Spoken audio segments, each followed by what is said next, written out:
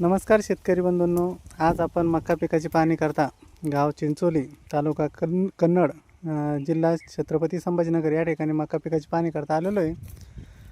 तर आपल्यासोबत शेतकरी भाऊ आपल्यासोबत आहेत. आपण त्यांच्याकडून जाणून घेऊया या मक्का वाणाबद्दल. तर नमस्कार दादा. नमस्कार. तुमचं नाव सांगा. विलास शामराव पवार. बरं, मोबाईल क्रमांक 70 30 59 76 39. 39. बरं, तुम्ही कुठलं वाण लावलं आहे मक्याचं? हे भारती 99. 99.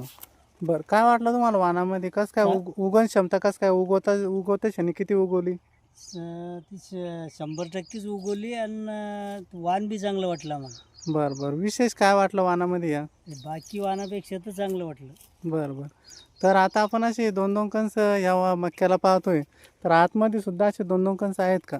पूर्ण येलाचे 2-2 कंस आणि दोन्ही कंस सारखे.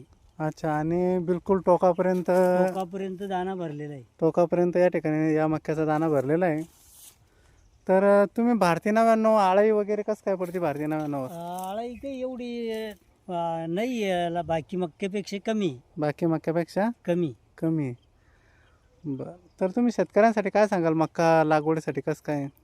चांगली सांगावं लागेल ना, कारण आपली मक्का चांगली आली तर त्या येणं बरं, तर मग तुम्ही भारती 99 लावून समाधानी आहात?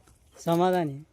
बरं, तर शेतकरी बंधूंनो बघू शकता तुम्ही, बिलकुल 2-2 कंस या ठिकाणी या मक्याला आलेले आहे. तर इथंच नाही, समजा बाहेरूनच न दाखवा तुम्हाला आतमध्ये सुद्धा या मक्याला 2-2 कंस या ठिकाणी आपल्याला पाहायला भेटत आहेत.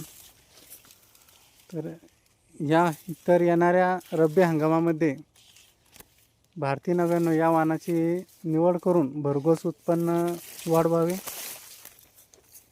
धन्यवाद.